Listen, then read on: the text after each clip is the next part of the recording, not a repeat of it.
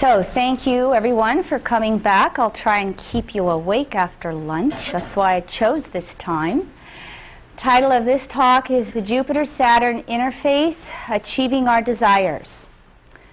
And so what I want to work with today is basically helping you with some practical information on how to take your desires and manifest them. As we have learned in evolutionary astrology, a soul has two main desires. It has a desire to separate from that which created it, and it has a desire to return to that which created it. Countless lifetimes exhausting these separating desires until eventually the desire to return becomes the stronger desire, and eventually when we become the avatar and master the only desire that is left within us. So, as we work with this separating versus returning desires, and as most of us have been so conditioned over the last 2,000 years, if not the last 7,000 or 8,000 years, to be conditioned with what we call patriarchal conditioning, or what I like to call human-made conditioning, all of us in this room probably have some degree of guilt when we have a desire. We have been conditioned to believe that if we're going to be spiritual, we must take the vow of poverty, we must go live in a monastery, we must excuse ourselves from life. How many of you have been successful at that? So what I want to try and do is help you dispel some of those myths and really learn how to just be okay with where you're at, because that's what we're all trying to do. I, by the way, am the Pluto in Virgo generation, Pluto 1 degree 55 minutes, so obviously I have to usher in this guilt thing and work through it myself, so I'm just here to share my example. So we understand that we all have these desires, and it doesn't matter exactly what the desire is, whether it's a material desire, emotional, mental, spiritual. We all have these desires.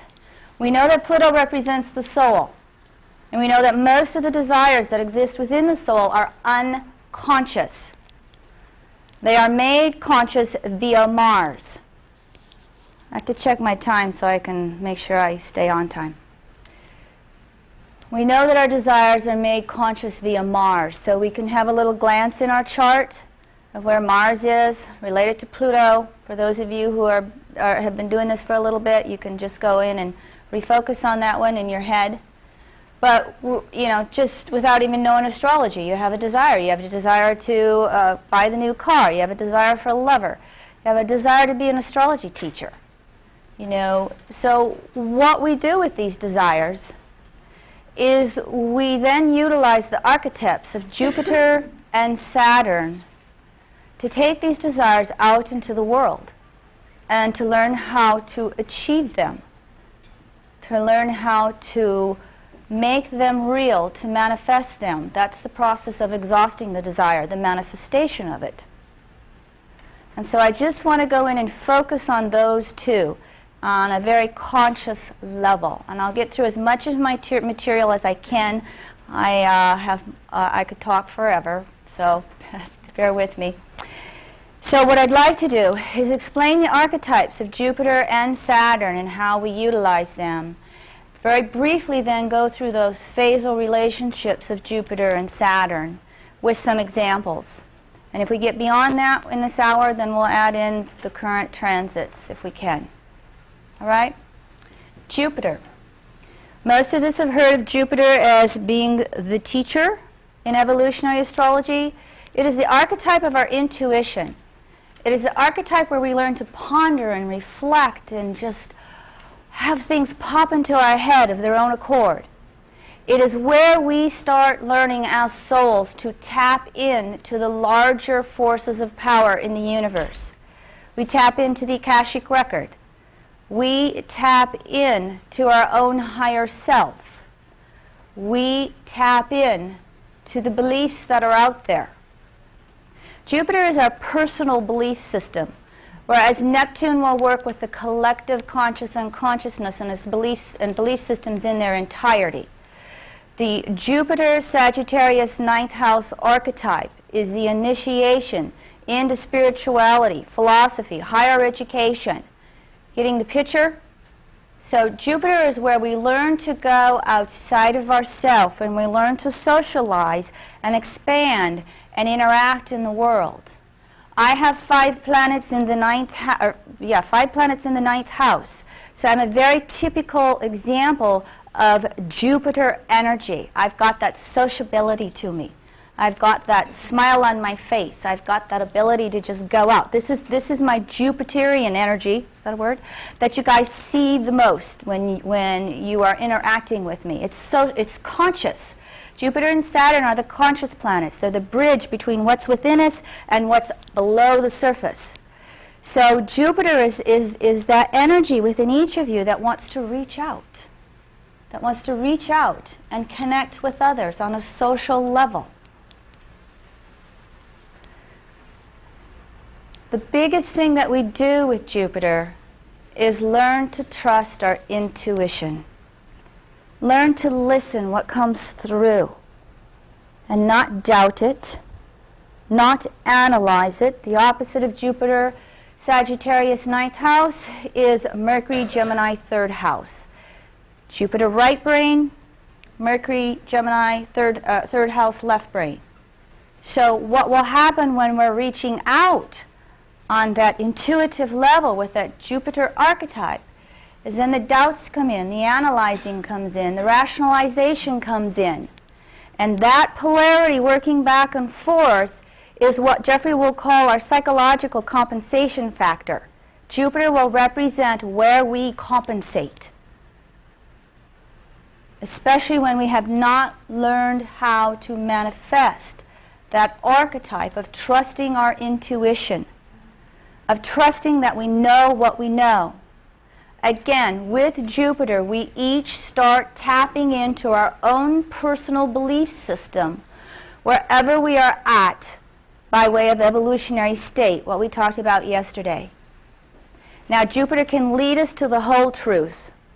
For most of us, Jupiter is leading to the next step of our truth. And that's what counts, is each of us being able to take where we're at and go the next step, philosophically, spiritually, the next step in trusting our intuition. It just naturally wants to work. You know those cookbook symbols of Jupiter, the largest planet, the social planet, give me the gallon of ice cream. I don't want to settle for a little pint. That archetype is always out there wanting to work. You don't even have to do anything. You can choose to utilize that. You can choose to utilize that energy within you that gets ideas, that wants to grow. As I say these words, you probably all have the little things popping into your head of what you're trying to think of that you want to do next week, next month, next year, this lifetime. Following through? Got this archetype down? Okay. Saturn. Saturn helps us focus the Jupiter energy so that we don't expand too much, so that the gallon of ice cream doesn't turn into 400 pounds. I have a Capricorn rising. I have Venus new phase conjunction Saturn in Sagittarius.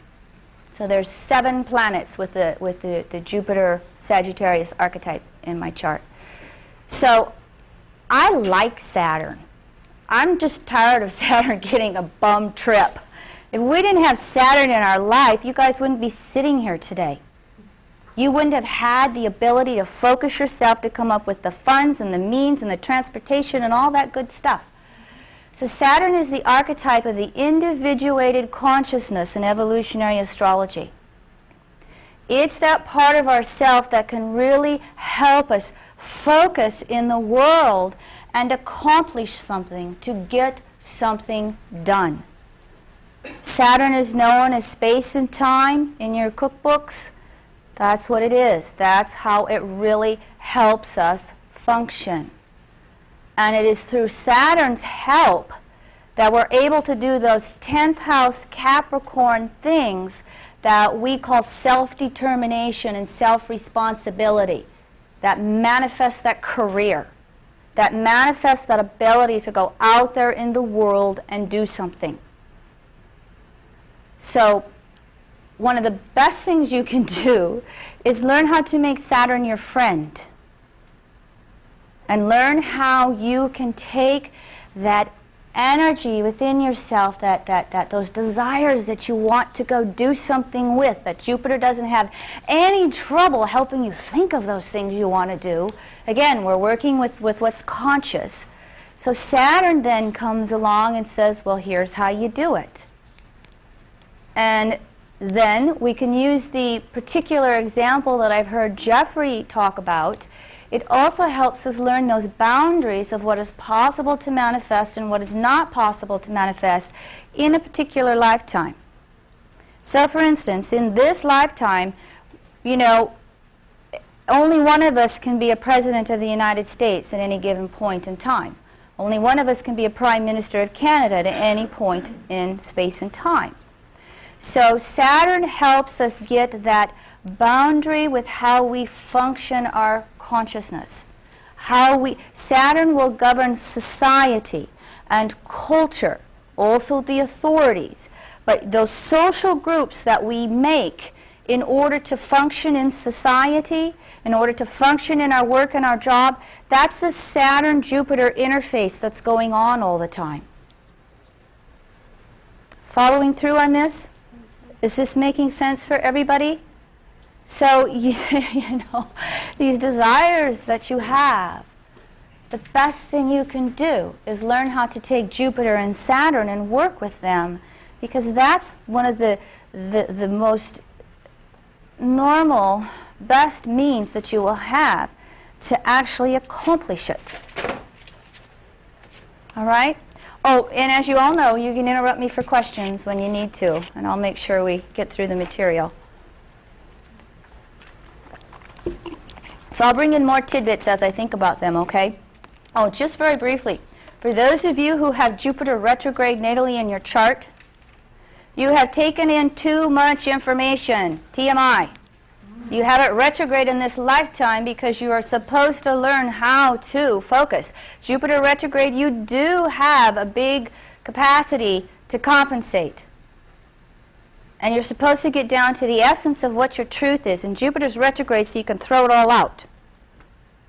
Saturn retrograde natally in your chart. That means you've been too rigid in those boundaries in your consciousness. And the door is opening up to the unconsciousness.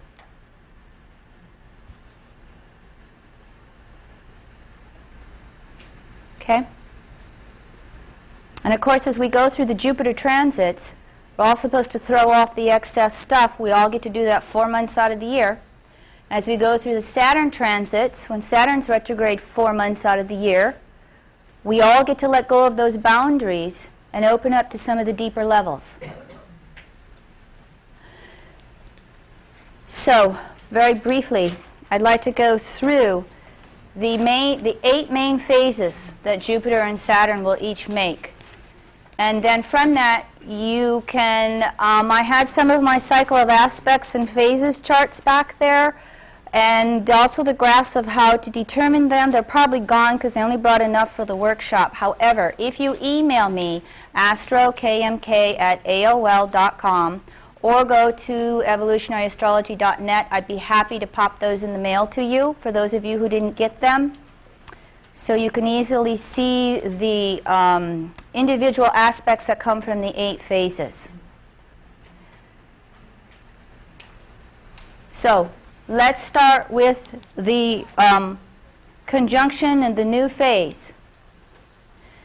When we find Jupiter and Saturn in the new phase, which would be 0 to 45 degrees, there is an initiation going on of all kinds of new desires, all kinds of new ways that we are wanting to go out into the world and manifest something. I just spaced out for a second. You're talking about the phase between Saturn and Jupiter. Yes. I'm now going to take Saturn and Jupiter and I'm going to put them through the 8 phases of the circle. Okay? So when we have Jupiter, okay, back up. Saturn is the reference point because it's the slower moving planet. We're going to move Jupiter around the circle. So whenever Jupiter is 0 to 45 degrees away from Saturn, it's new phase. The new phase is initiation of new desires, initiation of new ways of going out there socially in public. There's a lot of freedom that is desired in the new phase.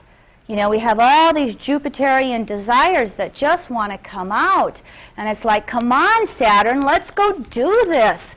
And so you understand what I'm saying here. So there's this whole initiation process that goes on.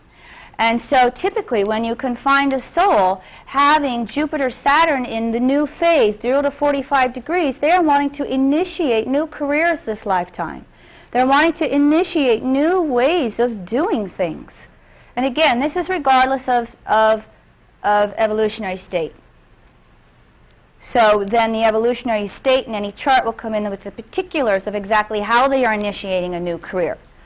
Whether the new career is, you know, learning to purchase their own logging truck so they can go out logging, or whether it's initiating being, you know, the next spiritual teacher of a new healing method. It's the initiation of new career choices. And there is no, that new phase, Jupiter does not want to be held back. It doesn't, it's not buying into Saturn saying, well, you can't be this way, you can't do this. Jupiter's going, oh yeah, watch me, and it wants to go out there and try. Okay? Something else that I really, that I also try to do when I work with clients is, you know, we're all really interested in past lives. I try to get people to think in terms of future lives. You know, all my Jupiter stuff, what else? So, you know, when we're looking at Jupiter and Saturn in the phases, even though they're the conscious planets that we're working with in any particular lifetime, you look at them in the terms of their phases and the careers, and you look at yourself from multiple lifetimes. So you can go to your own Jupiter-Saturn phase and you can know how many lifetimes you've been trying to expand in a certain area. You know, you have this repeating theme that will seem to come through in your careers, possibly over lifetimes. For instance, it's not my first lifetime to be an astrologer. Understand this new phase? Then we start moving into the crescent phase. And again, I can't go into this as much detail as I want, but crescent phase is going to be 45 to 90 degrees. Jupiter has moved 45 to 90 degrees ahead of Saturn. So here we're starting to have some defining of the career and the desires and the means by which we're going to go out and achieve something. It's still new. From 0 to 90 degrees, we're trying to go forward and leave the past behind. But what we start to recognize at 45 to 90 degrees, we can't move forward unchecked. Jupiter gets a little message back from Saturn saying, excuse me, you can't quite go that direction the way you want. You got to take this into consideration. There's an adjustment factor that starts to happen in the crescent phase.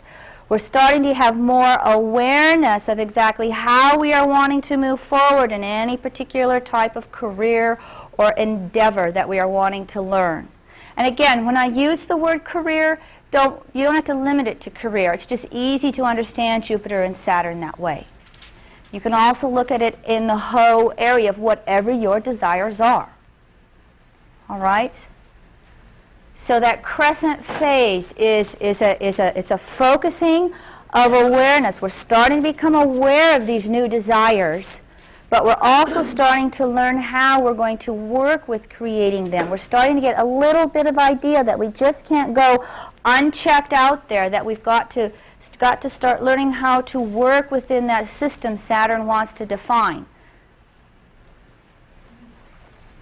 And we start moving into the first quarter phase. First quarter being 90 to 135 degrees.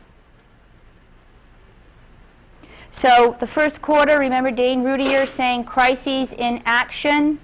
Whenever you see Jupiter in first quarter phase from Saturn, there has definitely been a breaking free from the past.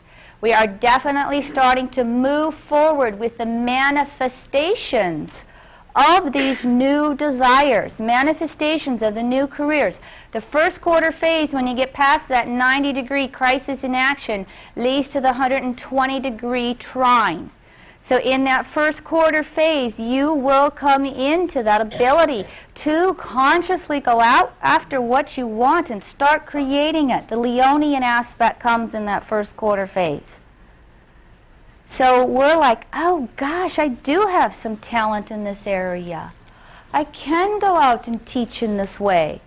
Or I do know how to talk to people and be the great advertising salesperson. First quarter phase, we're learning how to do the manifestation with Jupiter and Saturn. We're learning how to manifest those desires. Another example of Jupiter being in first quarter phase to Saturn, when we take it in regards to the relationships, these are the people who can always move forward when a relationship doesn't work out. That first quarter phase, well, by golly gee, I'm just going to go out and find another relationship. I'm going to go out and create another situation with somebody else.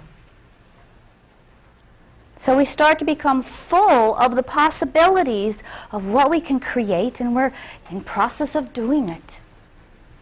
And these 8 phases, okay, you'll love how I do this. These 8 phases are yang and yin. That's how I learned to pronounce them. So Nu is yang, crescent is yin, first quarter is yang. Now we're going to go back to yin again when we work with the gibbous phase. And the gibbous is 135 degrees to 180. The gibbous phase is another one of those checkpoints. The yin and yang, the outward action and the reflective passive that you get from the polarities goes back and forth through these 8 phases. So when we get to the gibbous phase, it's most known as the Virgo type phase. Here again, we are recognizing that we have these abilities, Jupiter, to go out there and create, to go out there and manifest things. But we can't just do what we want to do. We have to start taking the rest of the world into consideration. Most of the time, we're having to start taking other people into consideration. Because via Saturn, others are giving us that feedback of, well, you just can't go do that. That affects me. I want you to take me into consideration. So this whole, when you see these 2 planets in the gibbous phase, you are learning how to adjust what you know how to do to make it more useful, to make it more acceptable to others.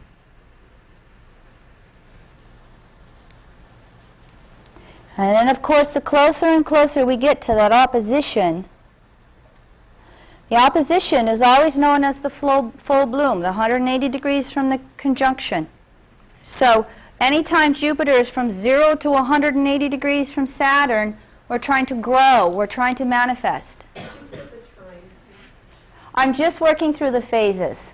But I talked about the trine, the waxing trine, being within the first quarter phase.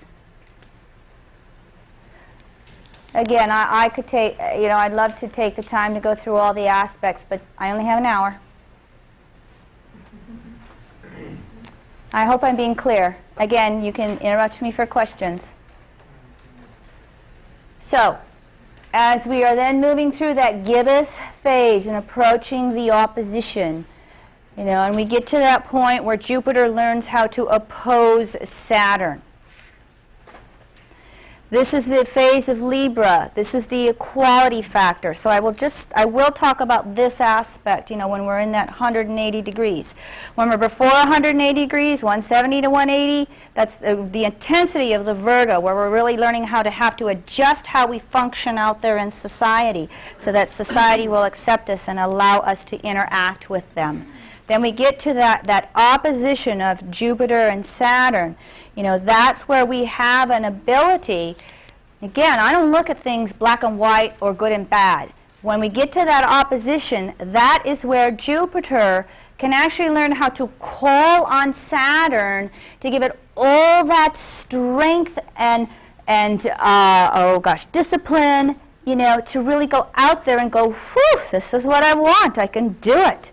And we can learn how to have it accepted in society as an equal.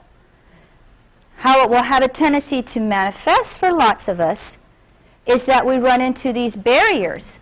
Jupiter wants to do this, and Saturn's saying, and there's something that's preventing you from that. And when that's the case, you've still got that Virgo function of having to learn how do I adjust it to be acceptable in society. Again, Jupiter, Saturn, but always, always dealing with the social function.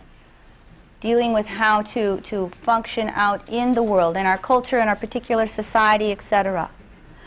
So we get, David.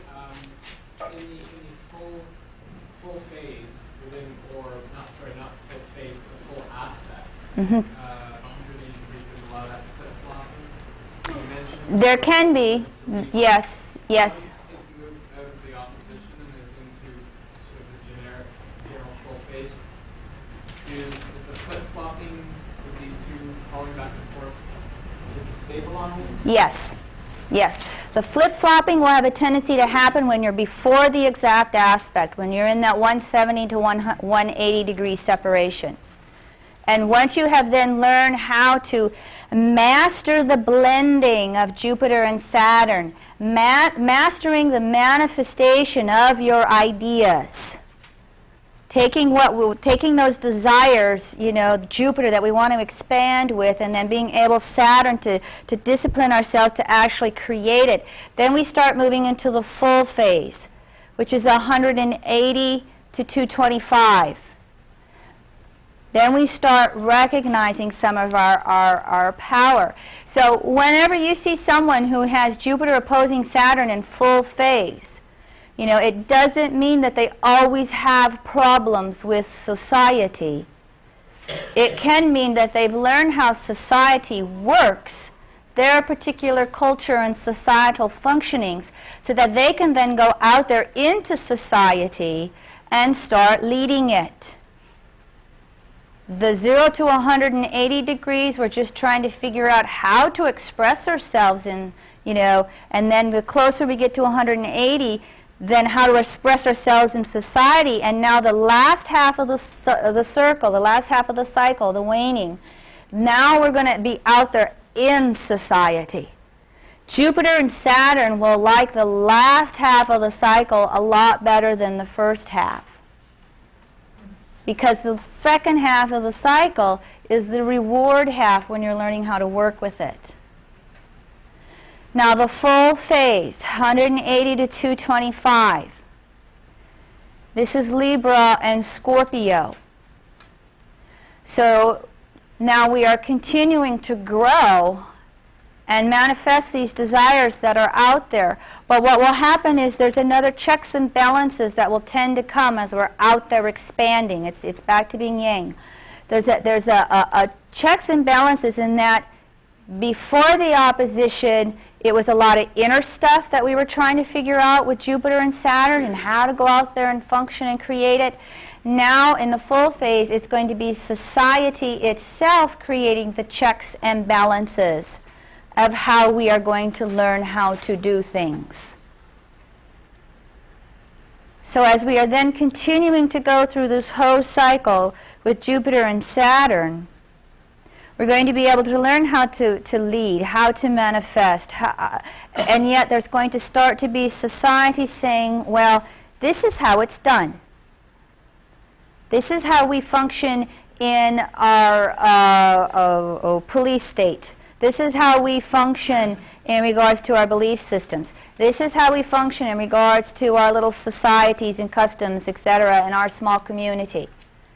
So we're aware of others. We're aware of that other side with that fullness. So in full phase, Jupiter and Saturn, they're figuring out how to do things, but they're having to do it in a way that, again, is acceptable to their societies, acceptable to the particular cultures and functions they find themselves in.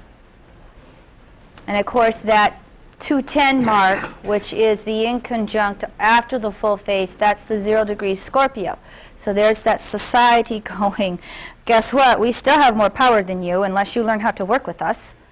Again, we're working with consciousness, Jupiter and Saturn, in their archetypes. So then we move on into what we know as the disseminating phase, which is 225 to 270. This is the phase that will contain the waning trine. And disseminating is the consensus of anything. The disseminating is like the phase of society and culture. And so when Jupiter and Saturn are in disseminating phase to each other, they've learned how to function in the society. They've learned the societal rules. They've been doing the adjustments again. So now we're going to, as we're going through that phase, we're going to move through that waning trine, and this is where society will recognize them in achieving their desires. There will again be a process of achieving the desires on a different level. This is, in other words, having the rewards that will start to come in, start to manifest again. And yet, what the disseminating phase will start initiating for us, been there, done that. Now what?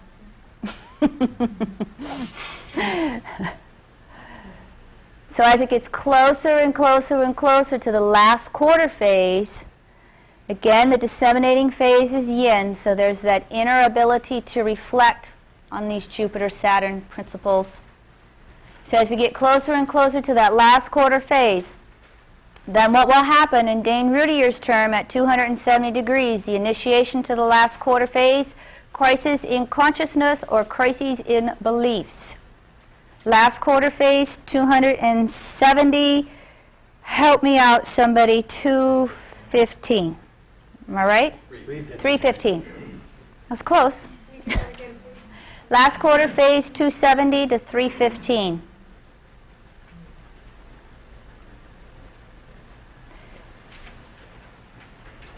So then as we move from disseminating into that last quarter phase and we have that crises in consciousness, you know, here's Jupiter, you know, being our beliefs, being our intuition, and all of a sudden it's like, you know, the been there, done that's getting pretty darn strong. It's starting to really come in now, going, you know, this was a nice desire, but, you know, I've done it. And so there's this what else is there?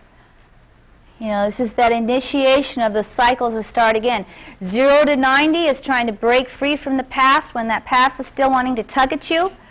270 to 360, that whole last quadrant, is releasing the past by getting an inkling of something new coming along. And so that's what gets initiated in that last quarter phase. We've learned how to do it. We've learned how to manifest those desires pretty easily now. But we're finding ourselves not completely satisfied. There's something else coming along. So we're like functioning very well in society, yet we're also having yearnings come in other ways. And then it leads us into the last of the 8 phases, the balsamic, which is 315 to 360. And that's where there is just a continual releasing and releasing and releasing of these manifestations of our desires as we are having the new desire come in more and more and more. And the balsamic phase can be a very frustrating phase because we are still completing things when we want to start moving forward.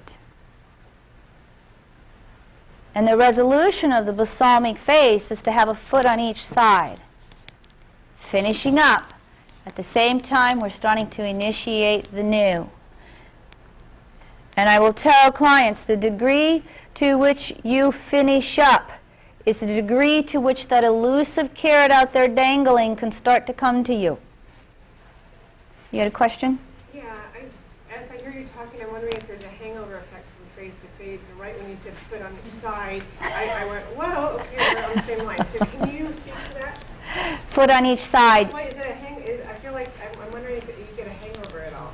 You know what I mean? From phase to phase? Yeah. Yes, and what will happen on each of these 45-degree marks, you can have any 2 particular planets remain at that phasal relationship, those gateways. That's why the semi-squares, squares, oppositions are stressful aspects, because they're evolutionary gates of moving from one step to the next. And the hangover is you will be stuck there a few degrees before, a few degrees after, until you make that next initiation to the next step. Okay? Any two planets. Lifetimes. How many is up to each individual and their degree of resistance. Now, to answer that, to more fully answer that question with what I'm thinking you're asking about, remember the circle, the whole cycle, it doesn't exist in opposition. When you're working with any of these phases, you look to the polarity phase for answers, for understanding. And when you're in any part of the phase, you can also recognize the other phases. Life is a process. Evolution is a process. We're never isolated in one particular area like our cookbooks of the past have a tendency to want to do. You know, I think this is one of the most beautiful things that has happened to astrology is when Dane Rudier brought in this whole cycle of aspects, you know, and this is one of the first things I learned when I started studying Jeffrey's work. So I never knew a square any way other than, is it first or last? You know, is it crescent or first? Is it disseminating or last? There's 4 squares. Does this help? Yeah, thank you. Okay. I'm sorry if I get intense. How do we do a Pluto astrology without it? Yes, honey. If you do have a balsamic Jupiter and Saturn, how do you find out what it is that elusive carrot is and what it is you're hearing? You listen to that intuitiveness that's coming within. You find, I'll give you the most common example, okay? You find yourself in this relationship that you've been in for 30 years and you're attracted to someone outside of it. Or you find yourself working in this job that you're very, very successful at and you make a lot of money, but damn it, you just want to go do the other thing right there, but there's no money in it. Okay? This work? Does this make sense? So the closer and closer the balsamic ends out to get to the 0 degrees, 360 degrees, to go to 0 degrees, start again, you know, the more and more we're having to, again, you know, all the way through the balsamic phase, whatever is unfinished karmically comes up to finish it before you can go on. Any two planets in balsamic phase will tell you that. Again, when we're working with Jupiter and Saturn, you know, I just gave you a couple of examples. And for those of you who have confusion in relationships, when you're attracted outside your primary relationship, that attraction outside your primary relationship signifies what is missing in the relationship. And so the karmic response to it is to take what is missing in that outside attraction back to the primary relationship, to work with it that way. And if that then doesn't heal it, then you can move forward with the least amount of karma as possible. Versus looking at that outside attraction, oh, I made the wrong choice, and off we go, and perpetuate the karma. So, cycle of Jupiter through Saturn, that was quick. I have a couple of examples that I want to show you. You know, one in crescent phase and one, I think, in waning crescent phase, balsamic phase. I have to get to my notes. So, I've got a waning disseminating phase. I'm from the rural Midwest. I draw in clientele from all over, but my rural Midwestern background, rural Midwest in the United States for the Canadians, think of Saskatchewan and Manitoba. Okay? This is the videographer who is my husband. So he went under the microscope. By the way, we had a deal. He would learn astrology and I would learn baseball.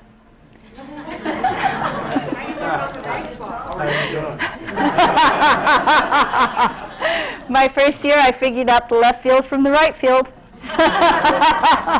We're in the A-Rod. Yeah, A-Rod went from Texas to New York. To New York. How's The that? A-Rod phase. So this individual had a rural Midwestern upbringing, which is that bread and butter of the United States. There's a basic honesty quality to it. Kitty relates. Minnesota. But it's also very patriarchally conditioned, and it's not even recognized. Lee was not brought up with any particular religious conditioning, i.e. wasn't made to go to church or anything, but his family, again, the cultures have been so patriarchally conditioned from the Scandinavians that we find that patriarchal guilt stuff is very, very strong. His chart, he is third stage individuated, transitioning into first stage spiritual.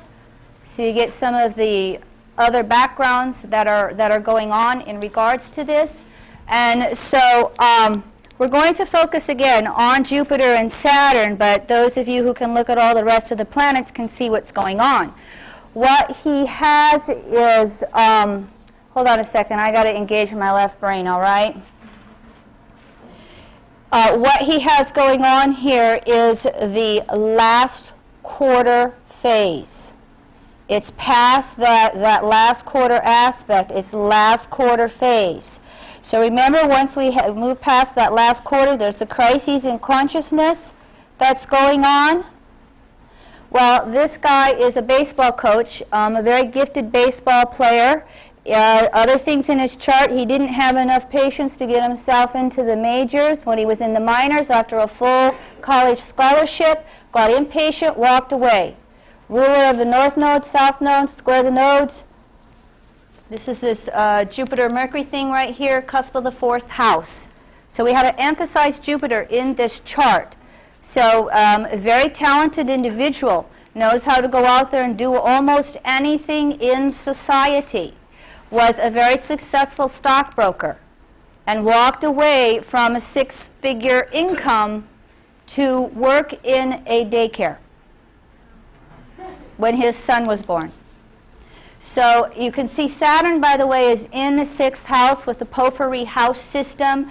6th house is 26 Scorpio 9 minutes. Saturn is 26 Scorpio 18 minutes. So if we just work at a 6th house Saturn in Scorpio, this is a soul that has had a fair amount of the persecution in past lives. And so even though there was no specific religious conditioning in this lifetime, he had imprinting with the father, Saturn, in which he was chastised for going to college free. He was supposed to stay home and work at a gas station. So here, but to then go in and focus again on this Saturn-Jupiter in this last quarter phase. You can see, can you tell as I'm describing some of these careers? He can draw things to him and he can manifest them. And you can go relative to the 3rd house Pluto, you know, he doesn't, it's not to stay with that stuff, it's to let it go. And he has these seed thoughts coming through of wanting to create a challenge course for impoverished youth. You know what I'm saying? At-risk youth. Okay, that's one of the desires that's evolving out of him. So here he is, he's a high school baseball coach. He works with teenage boys, trying to teach them, you know, what I told Jeffrey when I first started working with him. I says, I found a baseball coach teaching boys metaphysics. You know, and again, because Jupiter is also about language. You know, that intuition is about how to get it from here out. Jupiter, Mercury opposition, 3rd, 9th. So here is somebody who is gifted, 3rd house Pluto, in learning how to speak to the boys that he's teaching without them knowing that they're getting necessarily metaphysics. You know, these are high school boys that, you know, so what does he do? Like an example, he brings in a yoga teacher to teach these boys how to stretch and really get the muscles good so that they can go out and hit the ball better. Does this make sense? Is this a good enough of an example? Questions? I apologize if this is a stupid question, but how do you figure out if that's the sun or moon by looking at it? My sheet back there. Slower, faster moving planet is always compared to slower moving planet counterclockwise. Exception, all planets are compared to the sun, center of the solar system. Okay, all right, that work? Okay, I got another example. Thank you, honey.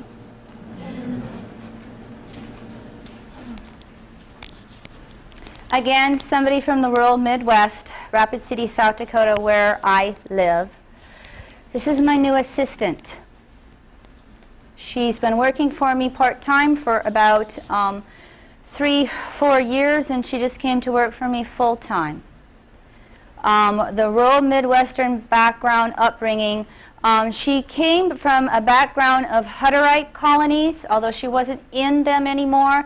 That is it's almost, think Amish, only we updated to cars and TVs and phones, but they still have the clothing. She wasn't that way, her parents weren't that way, but her grandparents broke out of it. So she still has the languaging that comes from them. So she still has that strong influence. First stage, individuated, transitioning into second stage, individuated. So she is a little bit of a rebel. Been into metaphysics. Her occupation all of her life has been in banking. And so we see Saturn down here in the 4th house in Aquarius, and we see Jupiter up there in the 6th house in Aries. And do you notice Jupiter being square the nodal axis again? I didn't notice that I had chose 2 people like that. I was concentrating more on the phasing. It's 42 degrees from Saturn to Jupiter, so it is the crescent phase. We're still in the newness, okay? And so she's been in the banking for the security reasons, Saturn in the 4th house, and all of those benefits. Yet as she's been exploring metaphysics, she's come to me as a client for 5-6 years. And as she's come to me as a client, you know, she's always been interested in studying metaphysics, and so she's been going to this, going to that class, and you know, had taken a lot of my astrology classes, and so kind of got a little grounded in that. But she has had this fear of leaving the security of the traditional world with all the benefits and all that kind of stuff that go on. And last fall, as my work just continues to expand and grow, I'll put mine on, I think we'll have time. As my work continues to grow, you know, I have my sweetie pie back there going, honey, you need someone full-time, honey, you need someone full-time. You know, I'm going through my own thing. And so I was going along for about 2 months going, okay, how could I talk Pam into working for me? How could I talk her into working for me? And she called me up one day, as this was last winter in December. Well, no, actually, she left a message on my voicemail, and she says, Kim, I need an emergency reading. I have had it. I'm done. I'm going to go out and get another job. I don't care if I have to work less money. I have got to get out of this type of stuff. I'm going to break out and go forward. And I called her back when I got the message, and I go, oh, Pam, that is so wonderful. And she's like ready to burst into tears, and she's going, yeah. And I'm going, I've been trying to figure out for 2 months how to get you to go to work for me. So we've just finished our transition. Then we made a nice long transition in doing it so we could both feel secure. I have an 8th house Pluto, taking on all the extra expense. So, but the point is that phasal relationship in Jupiter and Aries in the 6th house. This is a soul who is destined to break free into new work this lifetime. And she's also breaking free into, she's having emerging desires in health and nutrition. Catch those? 6th house Jupiter in Aries. So she's got all this newness that she's working with in regards to her desires. Does this make sense? Okay. Questions? Well, I got 10 minutes. Want to see mine? Well, you bear with us when we talk about our own charts, because what do we know the best? And yet, my joke with Jeffrey has always been, whenever I'd have a crisis, I go, Jeff, I need another opinion.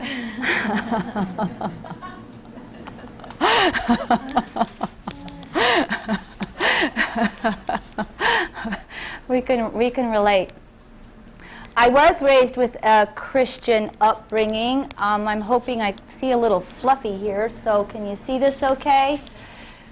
I did come with a Christian upbringing. I wasn't made to go to church every day, but I was made to go to church. And Lutheran, so there's that Scandinavian influence. I have a consensus state father, third stage consensus. I have a mother transitioning into beginning individuated. So a very patriarchal, controlling father, and yet my mother was always telling me, just practice the golden rule and you'll get through life okay. Give unto others as you wish them to do unto you. I mean, from the earliest I can remember, that was my biggest thing that I remember from growing up. So my Saturn is up there at 11 Sag, 11th house. You see Jupiter up there at 16 Libra. All right, can you see that? So I'm last quarter at work. All my life I have been gifted with work. No college degree. I did go to college for 2 years. I was raised with the conditioning that women grew up to be wives and mothers. And I believed that until I was about 26, and my ex left me for my best friend. I found an astrology book.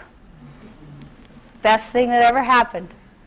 So, but the thing of it is when you see that the last quarter phase, again, that whole second half, you're out there in society. I mean, you can put all the ninth house, filtering through this as well. But with Jupiter making that phasal relationship to Saturn, can you picture the past lives? I've studied astrology many lifetimes. I've been an astronomer in the history books. So I know how to do all the left brain things. I'm working on the right brain thing. So I've put in I've had a lot of lifetimes working. Mark. Was there a problem being received for your beliefs in those lifetimes? Because it looks like with the Uranus skip step and the third ninth axis, it's like you're speaking your truth, and Uranus rules the second, and there's some kind of sense of you being killed or hurt in some way for speaking your truth. Many lifetimes ago, yes. Yeah. Not in the recent lifetimes. So, The Uranus square the nodal axis has been more relationships. A lot of karma clearings this lifetime. A lot of karma mates that I've worked to clear. First stage spiritual, transitioning into second stage spiritual. So this has been, it's been karma for me. I mean, karmic reward for me in regards to work. It's just like that golden egg thing, that saying. It's just like and I also am very good at getting that message out. I'm good at doing all the behind the scenes things as well. Well, you guys can figure this out. You can see this.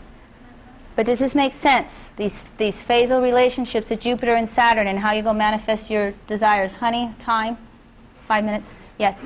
What would you say would be the crisis in consciousness for you in regards to... The crisis in consciousness for me has been an ever-evolving ability to step out and speak truth. And all those planets in the ninth house, Jupiter in that ninth house, to speak the truth in such a way that people can hear it. Being heard. Mm-hmm. Any other questions? Okay. So, have we got some practical ways in which we can use the archetypes of Jupiter and Saturn and just their phasal relationships, and knowing ways to go about creating what it is we want to create as we exhaust these desires of ours. Practical information that we can use. I wish each and every one of you much success in manifesting those desires. Thank you.